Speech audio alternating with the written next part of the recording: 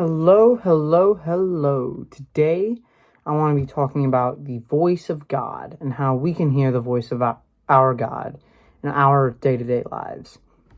And to do that, I'm going to be starting in 1 Kings, but a bit of background. At the time, the Jews had turned away from God and were rebelling against God under the kings and monarchs. And so Elijah was on the run because they were killing the prophets, and Elijah was the last prophet of his time because they had killed all the others. So Elijah went on the run and was hiding in the wilderness.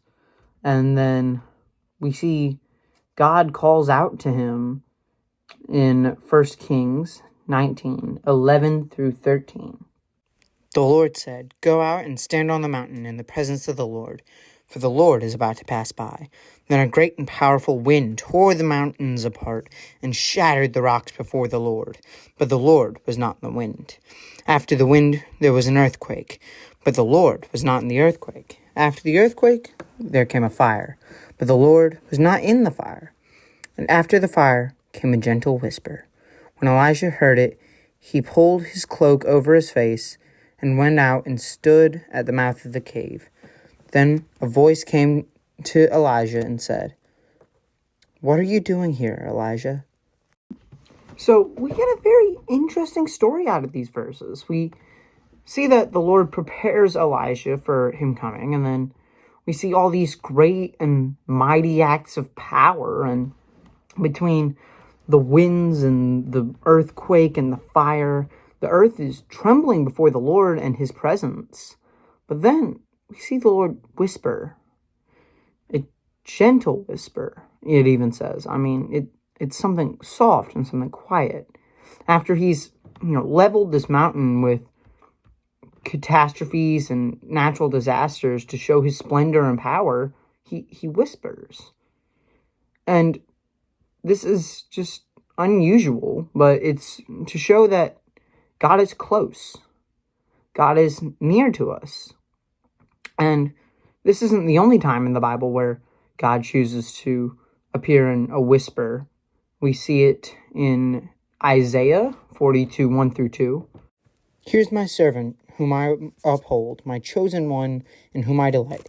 I will put my spirit on him, and he will bring justice to the nations. He will not shout or cry out or raise his voice in the street." This is a prophecy about John the Baptist, who is always meant to prepare the way for Jesus. And it shows that he will whisper and be quiet, and he will not shout or raise his voice. We also see in Exodus 33:11, "The Lord would speak to Moses face to face, as one speaks to a friend. Then Moses would return to the camp, but his young aide, Joshua, son of Nun, did not leave the tent." Yet again, this is another example of God speaking gently and calmly and quietly to the leader of Israel, as well as Joshua, the future leader of Israel. We also see in Job 15:11. "Are God's consolations not enough for you, words spoken gently to you?" So, time and time again, we are seeing that God will appeal to those who follow him and those who care about him and his word through whispering, through this quiet and gentle kind of voice and this quiet and gentle kind of tone. And the only explanation I can have for this is that the Lord is with us and the Lord is near us.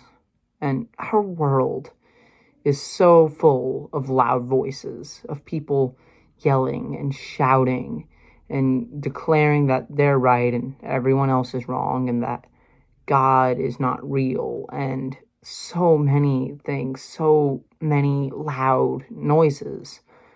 But God calls us here to push aside the loud noises, to push aside the distractions and the business and the craziness of our world, and to listen closely for a quiet voice calling us, telling us, leading us, guiding us, the quiet whisper of God. That is all for today.